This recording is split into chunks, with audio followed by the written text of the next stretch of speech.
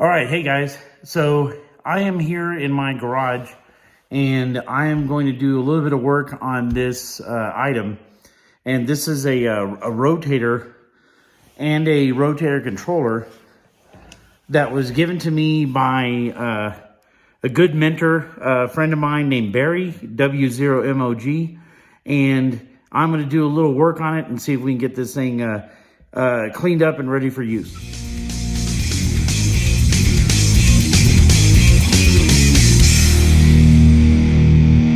So this is the Radiart motor controller, and I'll have to look up the age of it. But safe and sound now, back in good old 1955. But it's basically has a toggle switch that'll enable that rotor motor to go around. And right now, having a little bit of problem with the lights on it staying continuously lit when whatever direction it's turning. And so I'm going to clean the contacts inside and see if that helps out. So there's no way of telling if or when the last time the inside of this thing was open. So hopefully these screws come off without too much of a problem. Actually, the screws were surprisingly easy to get out. And so I'm going to go ahead and remove all 4 screws, get them all the way out of the bell housing, and then separate the 2 pieces, trying not to lose anything that might come out when I open the thing up. So we'll proceed with the next step once I get these loosened up. That's good. At least they weren't stuck in there.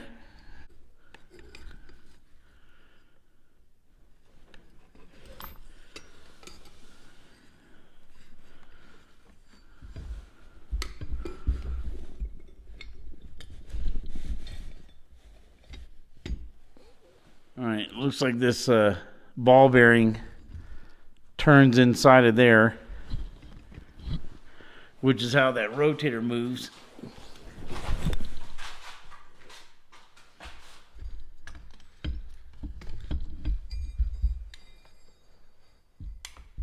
Here, I see there's several ball bearings. Put that right there. So I just have to figure out what part I need to clean.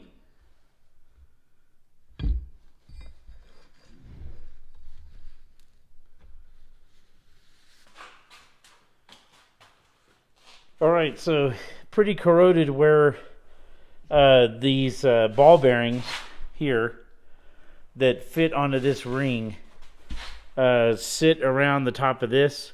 And so one ball bearing will spin underneath here. The other ball bearing spins on top, and they sit inside this channel here, and the whole top will sit there and turn on these rings. And so they had a lot of built up goop on it in these channels here, and I've cleaned all that out with solvent, and now I'm just probably lubricate it, put it back together, and see how it goes. So when trying to reassemble it, I actually couldn't get the post back in the top of this, so these 2 little wafers came out, and they may or may not be damaged. So I was trying to figure out online if there was a way to show how I could put them back on. And basically, I'm going to end up having to order this service bulletin for this old rotator.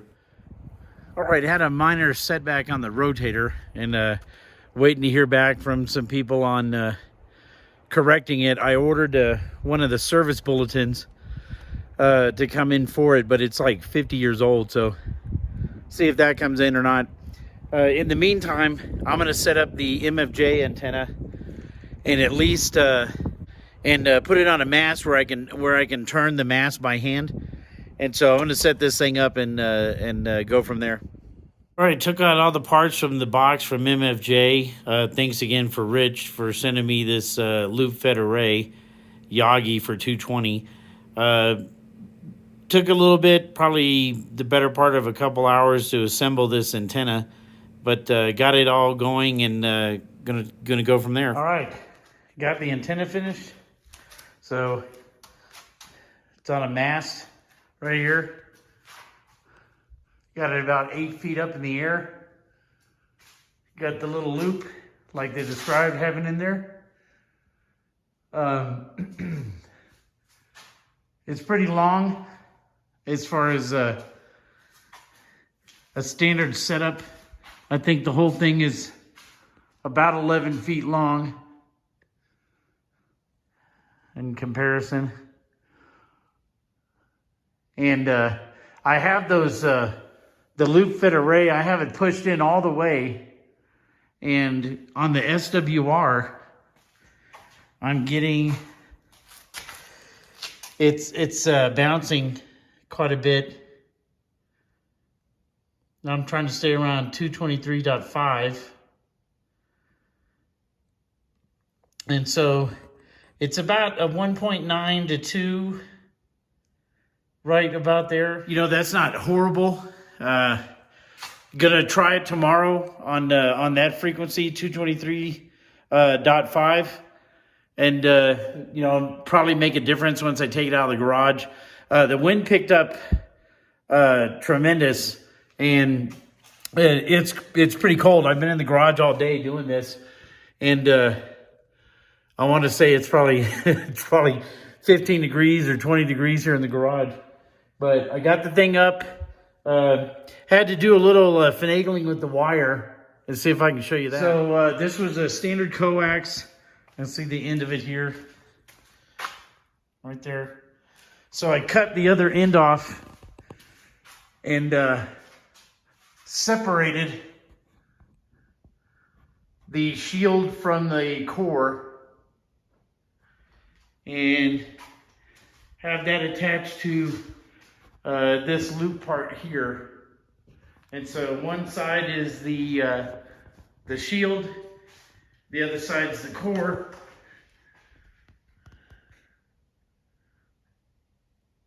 And then they come around the back side of the antenna to that loop and then down over there to the tester. So I'm sure that made a difference as well. You know, I'll try different things tomorrow, see if I can pull the lines away from the pole, see if that makes any difference between the shield touching the pole or not, or the core touching the pole. And I'll try to keep those separated, as well as, you know, I won't have all this extra cable laying around. It'll be going from outside in my backyard to the 220 radio inside. And so, gonna see how it works tomorrow morning. Got it set up outside, pointing directly at the Pikes Peak summit. So pretty much at a south by southeast direction, right there in the backyard facing the mountain. And see if you would do that, if you would... All right. So this is audio that is coming from the Yagi, and I think the two people that we're listening to are the two people that we were listening to before on the previous video. Let's see if I can.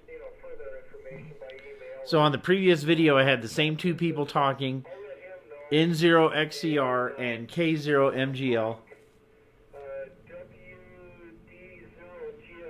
And we couldn't even hear Greg, K0MGL. And now he's clear as a bell, no white noise. I'll let those folks know. And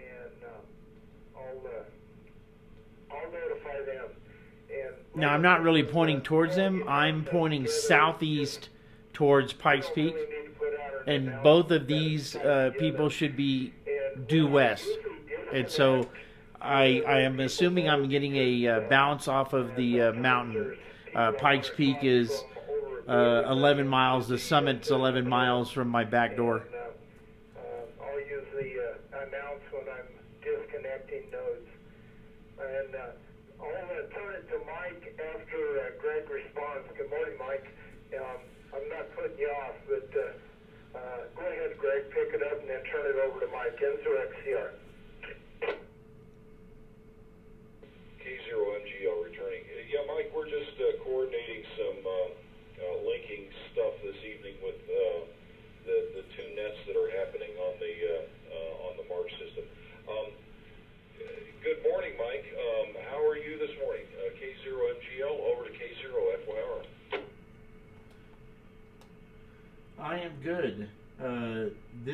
is the Yagi. I am talking on the Yagi. It is pointing southeast directly at Pikes Peak Summit. N0XCR, let me check. N0XCR returning. Well, cool. You got it back together, or got it put together, Mike. That's what a good deal. If you're pointed at Pikes Peak, you're not pointing my direction, but you're full scale quieting, no white noise over here. Go ahead, Mike. Yeah, Roger, I have both of you exactly the same. You are full scale, no white noise. Greg is clear as a bell, like he's sitting in the room. K0FYR. K0MGL. And your signal here is full scale, Mike, 4 bars out of 4. And again, your audio is clear as a bell. It's great. It's just beautiful. Great signal. K0MGL. I'm going to run in and get some coffee, and I'll be right back. K0MGL. Roger, I'm going to turn down to 10 watts. I'm going to turn down to 10 watts and see if that makes any difference. All right, this is K0FYR on 10 watts.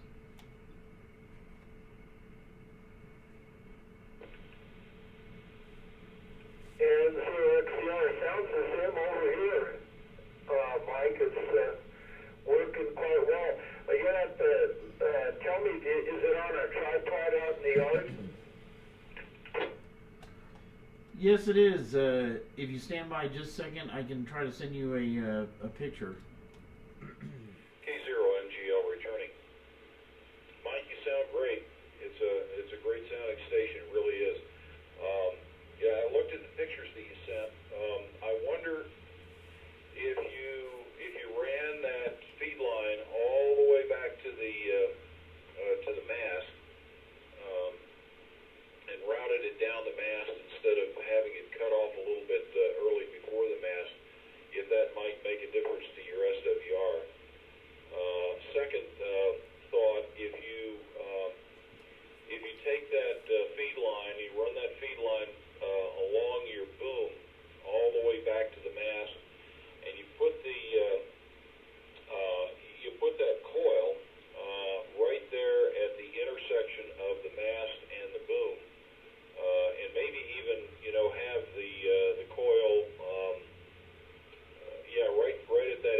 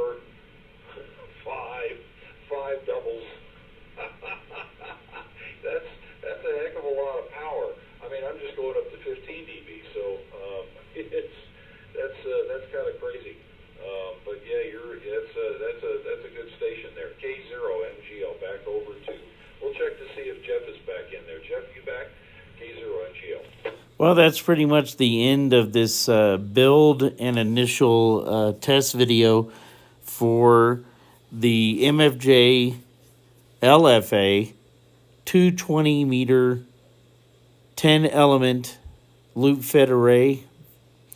And again, want to thank Rich for the use of both the antenna, this SWR meter, and the tripod that I actually set the antenna on. And so going to make some adjustments and see about doing another video. So I'll see you on the next one. This is Ham Solo K0FYR 73.